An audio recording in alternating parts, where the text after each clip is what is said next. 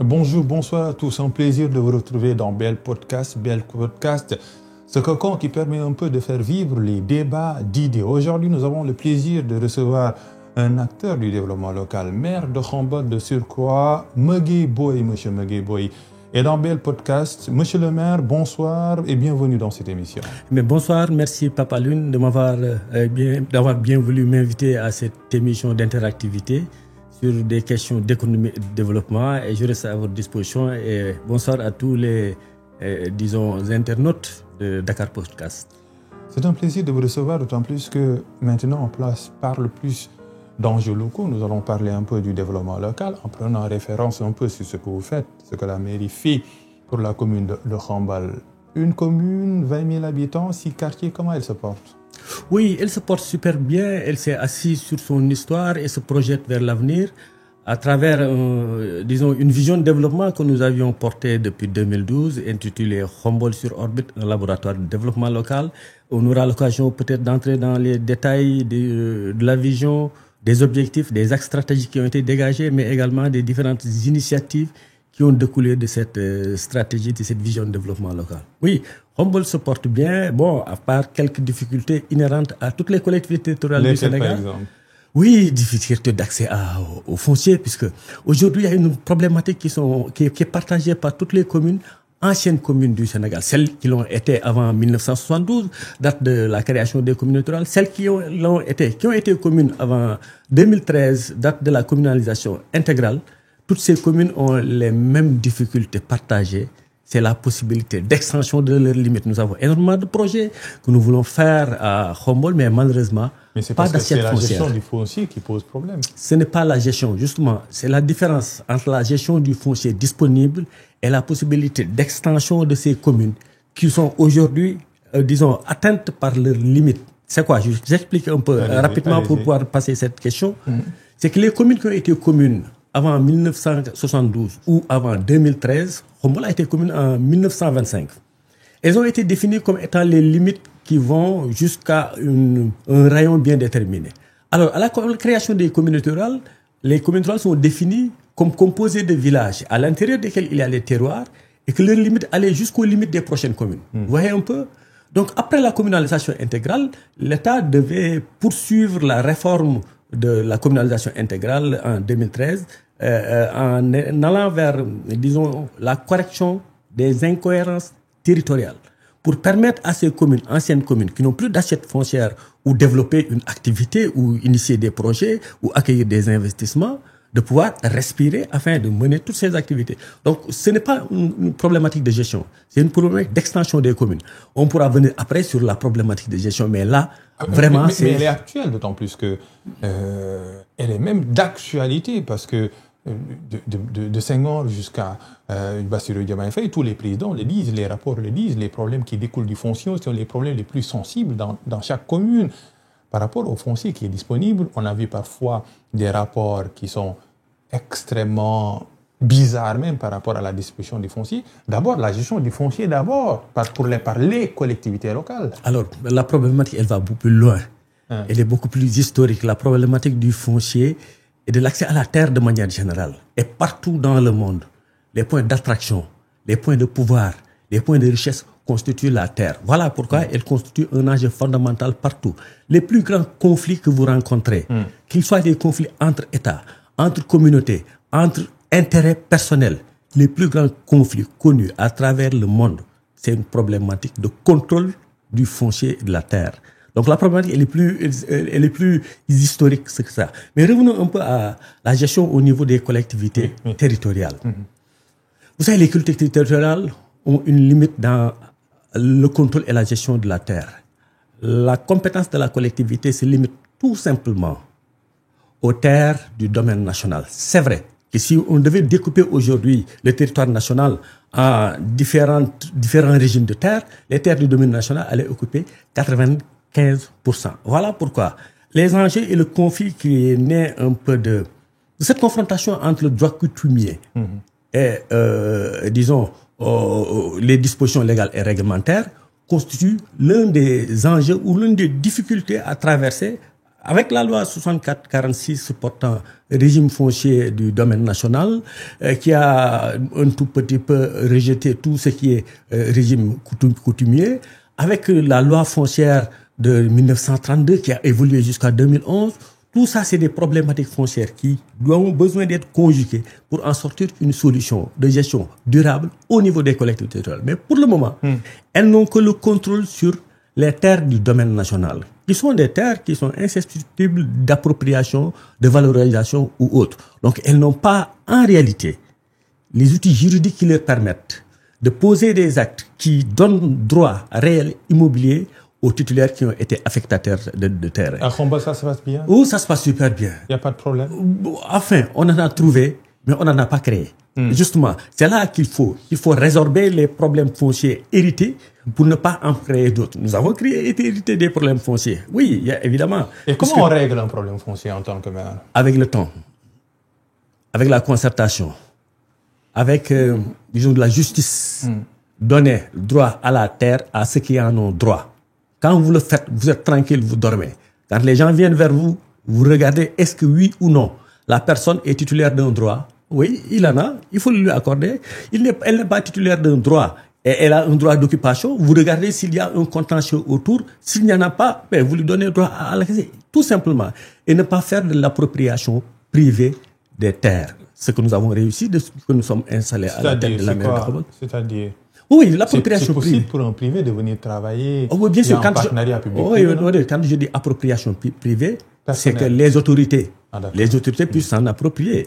Mais pour une affectation privative des terres faites en l'endroit d'entreprises privées pour qu'elles y mènent leur activité, justement, les mairies ont, quand elles ont l'assiette foncière capable de l'accueillir, accueillir des investissements et pouvoir leur permettre de se développer. Mais malheureusement, il y a une perception, il y a une peur par rapport à ce partenariat public-public qui doit être une normalité. Alors, l'affaire Ndingler ne résulte pas d'un partenariat public-privé.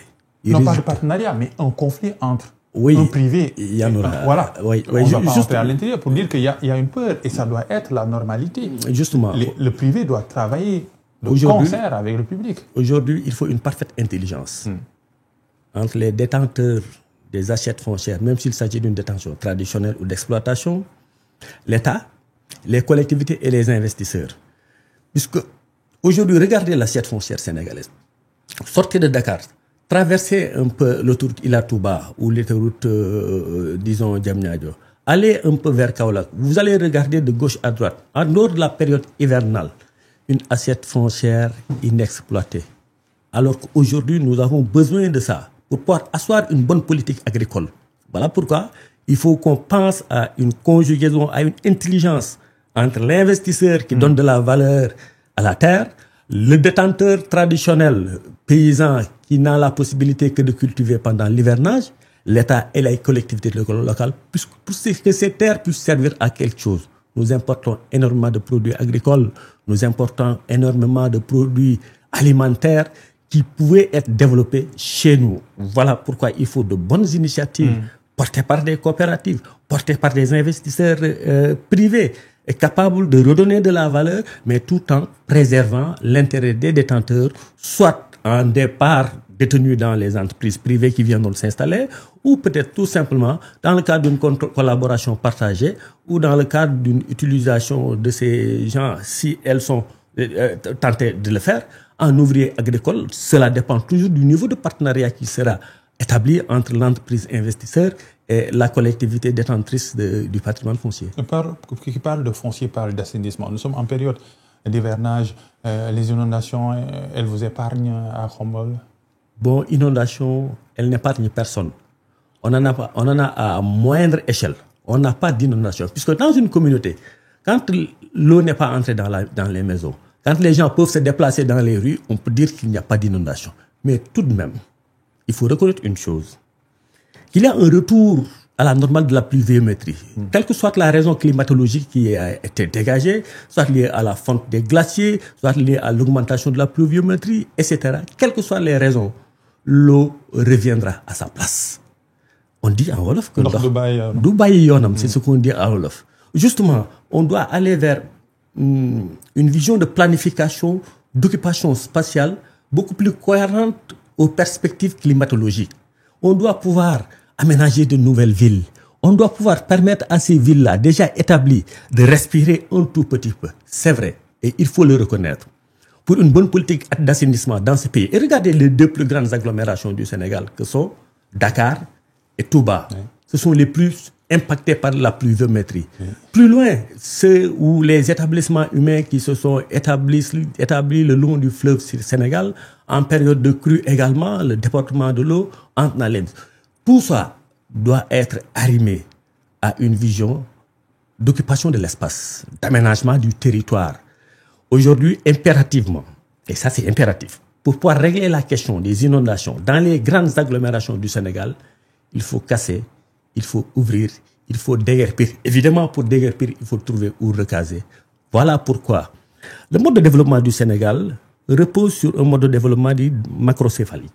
C'est-à-dire une grosse tête avec des pieds vraiment très frêles, quoi. Aujourd'hui, les grandes agglomérations qui ne connaissent ces problèmes d'aménagement. Qu'est-ce qu'il faut? Il faut travailler à inverser le cycle de fréquentation campagne-ville. En faisant quoi? En investissant à l'intérieur du pays. En faisant en sorte que les territoires de l'intérieur du pays puissent être valorisés. Au lieu que les gens quittent notre Khombol, Tchahar, Gassane et autres pour rejoindre les grandes agglomérations où les gens seront un tout petit peu dans un mode d'établissement un peu touffu. Il faut travailler à ce que les gens retournent dans leur terroir, qu'il y ait moins de fréquentation de ces grandes agglomérations. Le maire, c'est qu'on le dit depuis les soleils des indépendances. Oui, depuis justement. 1960, justement. On dit tout simplement le problème campagne-ville, agglomération, macrocéphalie. Mais jusqu'à maintenant, on vit les mêmes mots. Mais justement, il faut que ces mots MAUX puissent être résolus par des actes, non pas par des mots MOTS. La question des inondations doit être prise en charge de manière courageuse. C'est-à-dire, le courage, c'est quoi? Oui, délocaliser les gens? Oui, il faut délocaliser là où les gens sont assis sur des lits ou sur des assiettes non aedificandi. Donné parfois par des maires. Oui, évidemment. La chaîne de responsabilité, la chaîne de responsabilité est plus large que ça. Quand on entend des noms, par exemple, à Dakar, Parcelles Assainies. Oui, donné par des maires, donné par des organisations mises en place par l'État pour gérer un peu l'habitat social, donné par l'État lui-même. Oui. Tout le monde a sa part de responsabilité dans ces modes d'établissement humain. Mais il faut, à un certain moment donné, rompre avec tout ça pour aller vers un mode d'occupation plus rationnel qui puisse permettre aux générations futures d'être établies sur des assiettes où ils n'auront pas d'inondation. Il faut casser cette fréquentation macrocéphalique des centres urbains, travailler à ce que les gens retournent dans leur terroir, casser, ouvrir des voies, tout ce qui devait servir de lit pour recevoir les eaux. Si toutefois des personnes s'y sont établies, il va falloir trouver un moyen de recasement pour que l'eau puisse prendre sa place naturelle chez nous. La nature occupera toujours sa place et l'eau en fait partie. Parlons un peu de la responsabilité des collectivités territoriales, parce que ça fait partie un peu des compétences transférées avec la loi de 96, si je ne me trompe pas, l'assainissement en fait partie. Quelle est la responsabilité d'une collectivité territoriale face à une zone qui concerne sa collectivité et qui vit des inondations? Alors, la loi 96-06, 96-07, du 22 mars. Du 22 mars 1996. Les deux à la fois, c'est à la même date. Mais 96-06 portait sur la régionalisation et le Code général des collectivités territoriales. 96-07 portait sur le transfert de compétences de l'État vers les collectivités, qui comporte 9 domaines de compétences. Et parmi les 9, l'assainissement spécifiquement ne fait pas partie des compétences transférées. L'assainissement. Mais on parle d'aménagement et urbanisme. Alors justement, c'est là où je voulais en venir. C'est pour une manière de dire qu'un maire ne peut jamais se dérober en disant que 9 domaines de compétences me sont transférés. En dehors de ces 9 domaines de compétences, je n'agirai pas. La compétence d'ordre global des collectivités, c'est de promouvoir le développement du territoire dans lequel la collectivité est établie. Autrement dit, donc, pour dire en réalité, les maires disent que l'assainissement ne fait pas partie des 9 domaines de compétences transférées. Alors justement, l'assainissement, même si spécifiquement, c'est pas nommé spécifiquement. C'est pas nommé spécifiquement. Moi, je considère, c'est mon entendement en tant que maire ou en tant que quelqu'un qui, disons, suit de très près les enjeux du développement de manière générale, les enjeux de la décentralisation. La décentralisation n'est rien d'autre qu'un principe de subsidiarité. Faire la chose à la personne qui est plus proche des réalités. C'est ça le principe global. C'est vrai, on te dira qu'on a transféré 9 domaines de compétences pour lesquels on va donner les ressources concomitantes à la collectivité pour qu'elle fonctionne. Mais dès lors qu'on te dit que ta compétence est limitée à l'impulsion du développement local dans ta collectivité, quels que soient les domaines découpés, dès lors que ça renvoie à la compétence d'ordre général, moi je trouve que le maire est compétent pour tout ce qui concerne le développement de sa collectivité. Voilà pourquoi, malheureusement, bon, voilà, l'État a transféré les charges. L'État a transféré les dépenses. L'État a transféré, disons, la responsabilité de certains secteurs d'activité. Mais sérieusement, n'a pas transféré les ressources concomitantes capables de faire face à ces besoins. En France, Eh bien, enfin, c'est pas que c'est l'argent. C'est quoi? C'est l'argent, c'est le personnel capable de le faire. C'est également la fiscalité qui l'accompagne. Puisqu'on peut ne pas transférer directement l'argent, mais on peut permettre à la collectivité de développer des initiatives, de l'accompagner, qui puissent lui permettre d'avoir les ressources nécessaires. Puisque, à la place de l'argent, moi, je préfère les ressources. Elles sont financières, elles sont personnelles, elles sont matérielles, etc., etc. Donc, si on arrive à transférer toutes ces ressources-là aux collectivités, je crois qu'elles seront capables de porter à elles-mêmes, avec un accompagnement de l'État, les questions d'assainissement, les questions de développement local, puisque là où réside la solution pour développer ce Sénégal-là. Un maire ne peut pas actuellement résoudre un problème d'inondation le concernant. Il peut. Il peut. Non, il peut bien. Il doit. Mieux, il doit. D'accord. Mieux, il Ça doit. rassure. Mieux, il doit. Mieux, il doit. On incombe la responsabilité à l'État. Le problème, c'est que la mairie, elle doit. Elle peut agir. Mais est-ce qu'elle a les moyens qui lui permettent d'intervenir à échelle des investissements? Donc, elle veut, elle ne peut pas. Elle veut. Mais elle ne peut. Parce que pouvoir, c'est par rapport aux moyens. Oui, je dis pouvoir, je dis pas par rapport aux moyens. Par rapport un peu à sa volonté de le faire. Vouloir le faire. Elle veut la collectivité. Oui. Elle peut, justement, quand elle agit, on ne dirait pas qu'elle doit ou ne doit pas agir. Elle peut agir. Mais justement, est-ce qu'elle a les moyens de répondre à son vouloir et à son pouvoir d'agir pour l'assainissement de sa collectivité? La question d'assainissement, elle mobilise énormément de ressources financières, stratégiques et autres.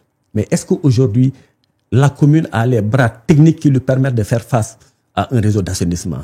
Est-ce qu'aujourd'hui, elle a les ingénieurs qui lui permettent d'étudier les pentes d'une collectivité, de sorte à dire que l'eau verse vers la versée? Ce personnel, il est un personnel de l'État. Les ressources financières qui permettent de faire face à ça, où est-ce qu'elles sont versées?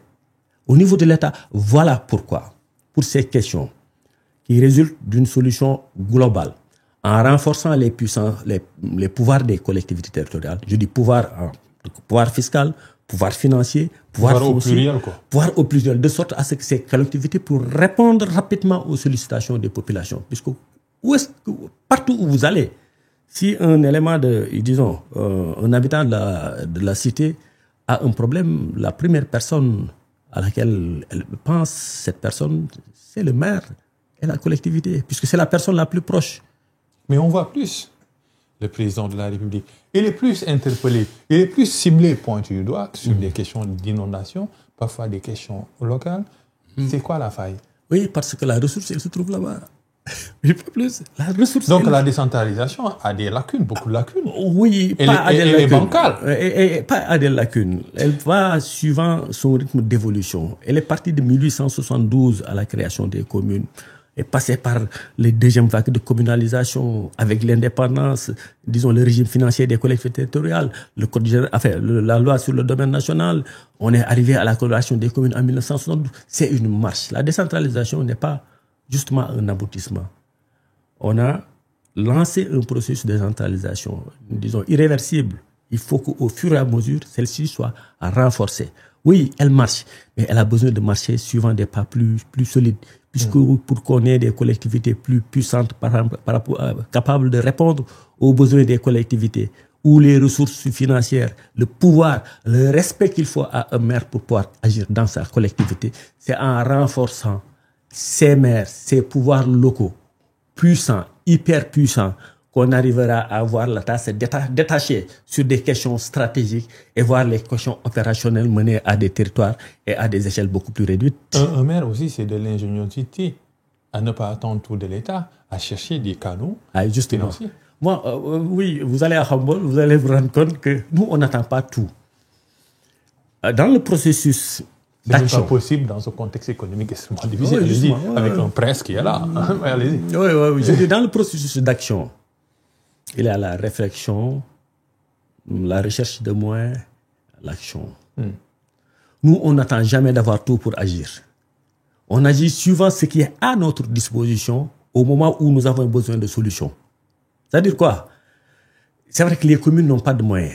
Mais l'ingénierie du développement voudrait que des initiatives puissent être prises au niveau communautaire, même si elles ne peuvent pas atteindre une certaine proportion à échelle, puissent être déroulées au niveau local pour que celles-ci puissent s'en inspirer, les collectivités. Ça veut dire quoi? Tout simplement, le développement local, c'est une question d'initiative. On n'attend pas tout de l'État, des autres ou de la coopération. Je vous donne un exemple. Hier, on était à la journée de l'arbre où on recevait le ministre de l'Environnement et de la Transition écologique. Daouda Ngom. Nous avons besoin, par exemple, d'aménager 2 grandes rues à Humboldt. L'une doit être appelée avenue Mamadou Dia, l'autre doit être appelée avenue du Centenaire, en guise de la célébration, dans une perspective de célébration du centenaire de Humboldt. Alors, on leur a dit, nous avons besoin de l'aménager. Les mairies n'ont pas les moyens d'aménager une voirie de plus sur 1 kilomètre en aller-retour. Nous n'avons pas les moyens de paver cette voirie, nous n'avons pas les ressources financières. Mais qu'est-ce que nous avons qui puisse faire qu'on démarre tout de suite l'aménagement de cette voirie? Nous avons des arbres. Nous les avons plantés sur 1 kilomètre. Voilà ce qui constitue une initiative. On n'a pas besoin d'avoir tout pour commencer à agir. Il suffit d'avoir peu pour commencer à agir, de sorte à ce que les autres puissent venir vous accompagner. C'est pour dire, en réalité, que dans chaque domaine de compétences transférées, mais au-delà des domaines de compétences, puisque nous sommes en train de construire un CM sans avoir la compétence d'un CM. Par exemple, c'est pour revenir un peu aux compétences. L'éducation, non, ça fait partie. L'éducation, mais justement, on dira que le conseil départemental est compétent pour tout ce qui est collège et la mairie se limite à l'école primaire. Mais moi, je considère, je m'attache toujours à la compétence d'ordre général qui dit que la collectivité doit impulser le développement. Si à travers la création de nouveaux CM, j'impulse le développement, mais je crée un CM, on a créé un CM, on a construit des classes, des partenaires nous ont accompagnés. L'ouverture de cette classe, on aura un CM tout neuf qui sera ouvert.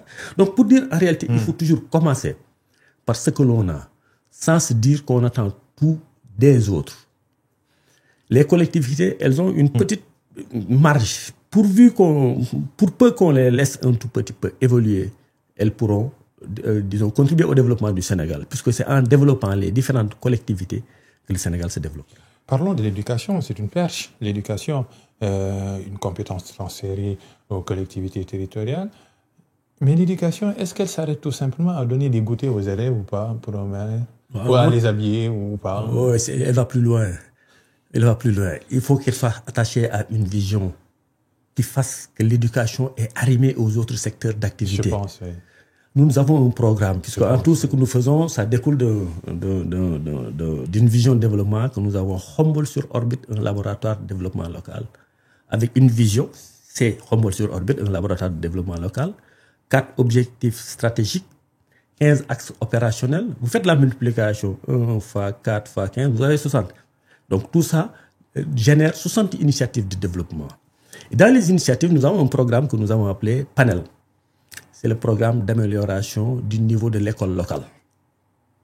Vous savez, l'État ne peut pas intervenir dans toutes les l'école publique. Oui. L'école locale. L'école locale.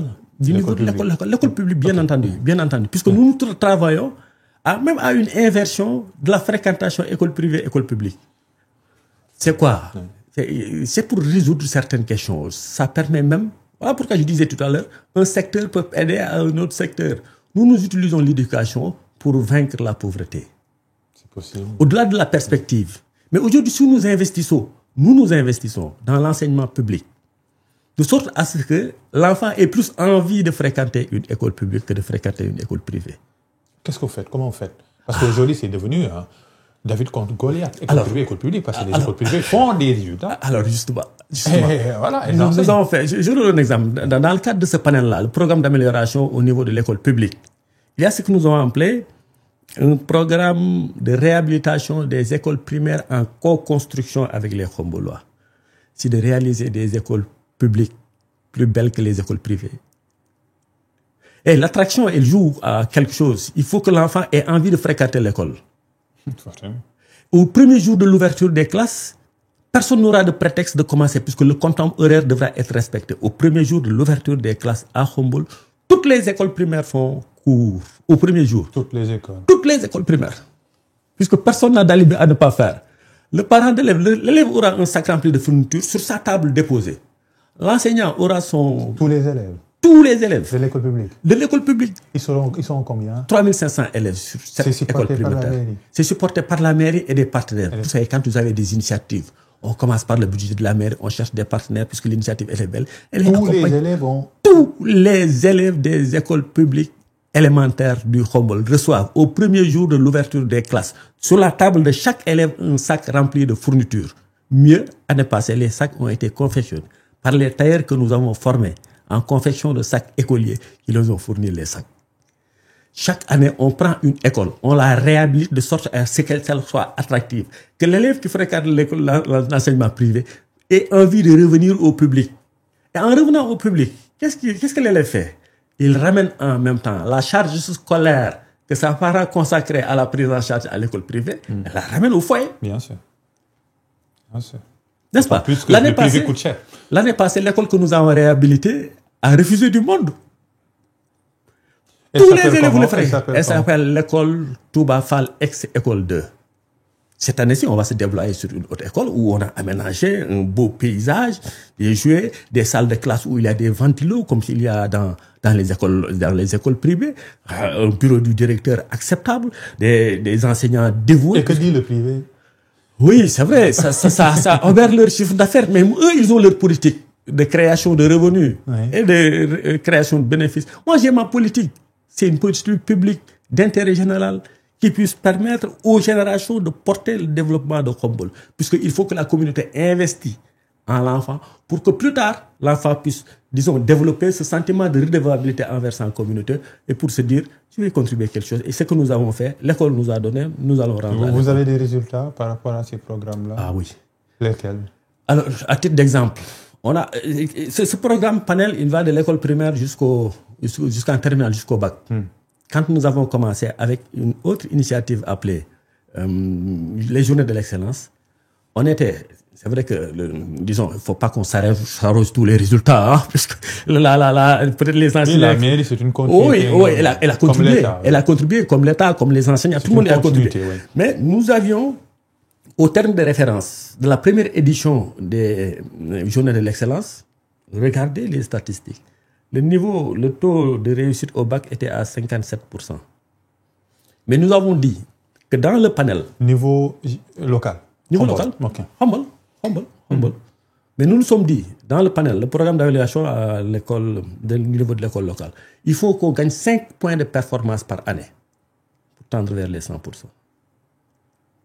Aujourd'hui, nous sommes à... Pour l'année d'avant, on était à 89,67% de taux de réussite au bac.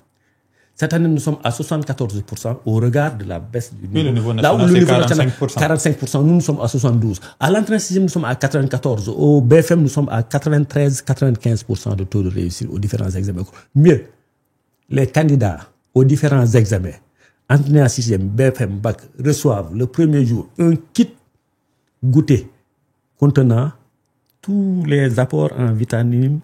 Tous les candidats. L'argent vient d'où? Oui, de la mairie et des partenaires. Parfois, ça ne coûte pas cher, justement. Ah, ça ne coûte pas cher. Ah non, les gens ont tendance à... Je dis, qu'est-ce que tu mets? Un sandwich. Qu'est-ce que tu mets? Un fourré de biscuits. Une bouteille de jus d'orange. Une sucette.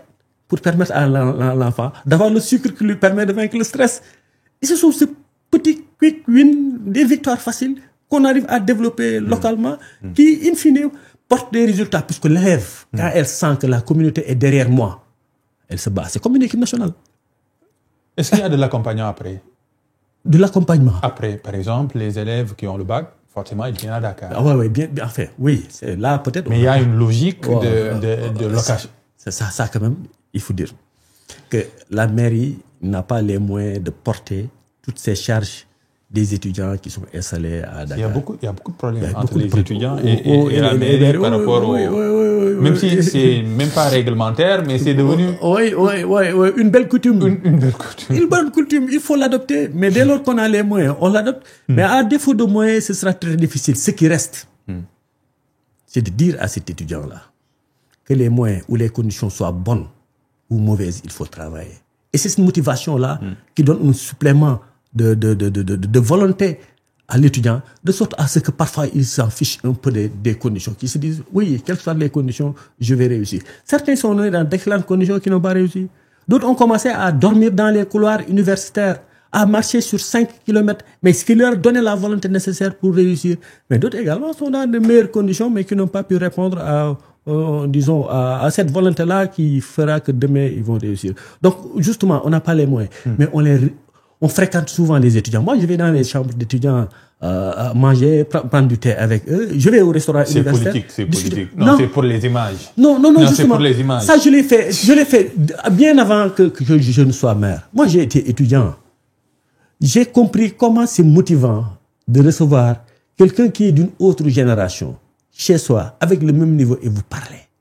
Ce n'est pas l'image, c'est le message, surtout, qu'on leur délivre qui est important, qui déclenche de la motivation chez eux. Non, surtout pas l'image, mais surtout le message qu'on leur délivre. Parlons de la question du développement.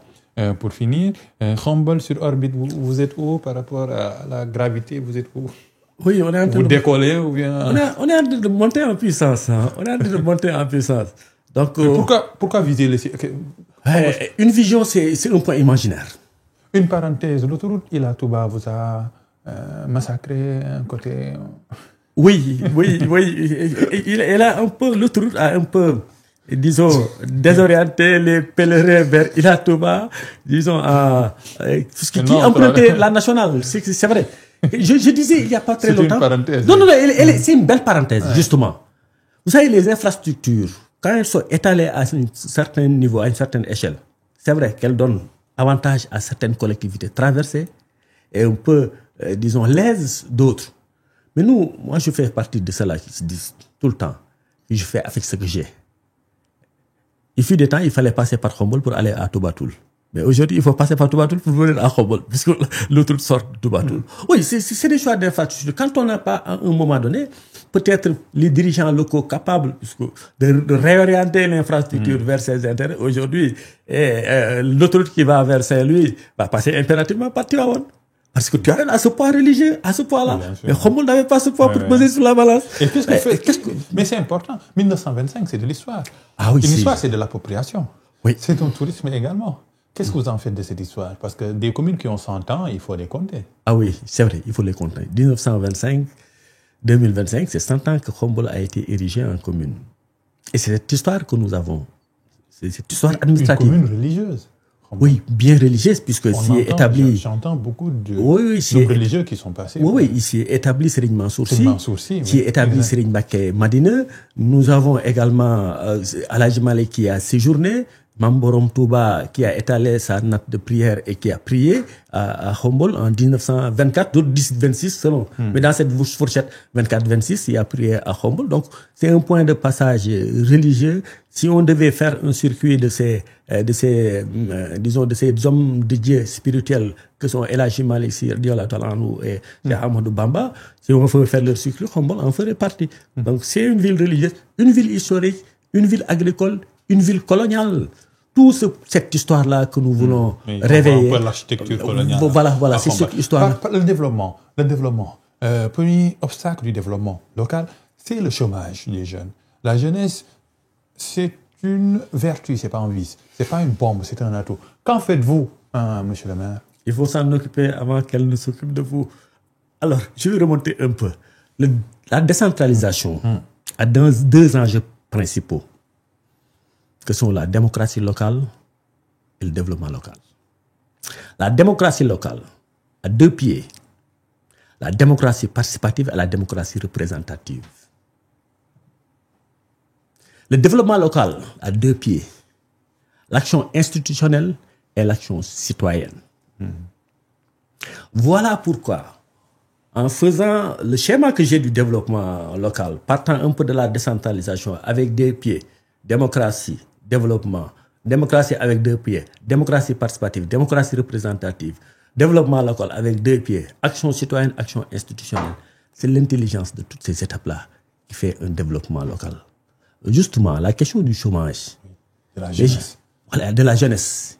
Je disais tout à l'heure qu'il faut s'en occuper avant qu'elle ne s'occupe. Comment vous en occupez? C'est leur donner les moyens d'accomplissement de leurs rêves et d'épanouissement de leurs loisirs. C'est possible pour un maire de...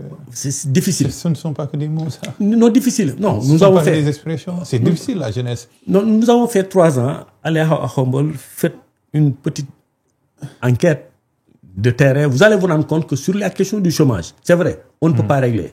Mais nous avons réussi à former, depuis que nous sommes là en 3 ans, près de 250 jeunes dans les différents outils déterminés.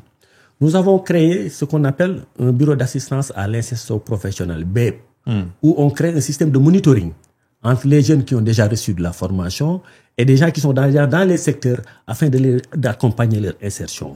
Nous avons créé les vacances éducatives et de la formation professionnelle. Le 25 août, du 25 au 30 août, il y aura la 3e édition des VFP, vacances éducatives et de la formation professionnelle, pour accompagner les jeunes et leur donner tous les outils, les soft skills qui permettent un peu à quelqu'un qui a reçu déjà une formation de se préparer à s'insérer et dès qu'elle s'insère également, de se préparer à rester en entreprise et à bien se comporter. Nous allons créer après ce que nous avons appelé la société d'intérim local, SIL. La société d'intérim local, c'est préparer tous ces Société d'intérim local. C'est-à-dire? Les sociétés d'intérim sont chargées de placer du personnel envers des entreprises qui en ont besoin. Non, c'est ça, non? Ah, okay. C'est ça une société d'intérim. De sorte à ce que la charge, les frais généraux, les charges fiscales, les charges sociales et autres ne puissent pas être supportées par l'entreprise, mais par la société d'intérim qui place et qui vend un service à l'entreprise. N'est-ce pas? Nous allons créer à Khombole une société d'intérim locale qui va placer les jeunes khombolois, mais qui ne va pas chercher de la marge. Elle fait quoi? Elle prend la société, le jeune khombolois déjà formé au prix coûtant, elle la replace au niveau des entreprises et ne pas chercher de marge. C'est une permettre à cette société de venir en concurrence aux sociétés d'intérim traditionnelles qui cherchent du bénéfice, alors que nous ne cherchons pas du bénéfice. Donc, sur toute cette stratégie-là, le temps file vite, on aurait parlé de l'élevage, agriculture. Vous pensez déjà au local 2027? Je pense plutôt à la fin de ce mandat pour présenter un excellent bilan aux Khombolois. Je dis très souvent, je préfère. Et vous représentez? Non, pour le moment, c'est ne pas respecter les Khombolois que de parler de mandat aujourd'hui, de fin de mandat. Il faut travailler à ce que ce mandat-là soit satisfaisant. Après, en 2027, on verra. En tout cas, merci beaucoup, monsieur le maire. C'est un plaisir de vous Merci Pabaloun, tout le plaisir est pour moi et puis à toute l'équipe dévouée que vous êtes pour, disons, diffuser l'information utile. Merci beaucoup à cette noblesse anodine qui nous permet toujours de réaliser cette émission. C'est Dakar Podcast, professionnalisme et surtout la qualité son vidéo. C'était bien le podcast avec le maire de Khombole, Megueye Boye. Rendez-vous dans d'autres débats d'idées. En attendant, likez, commentez et partagez. À bientôt.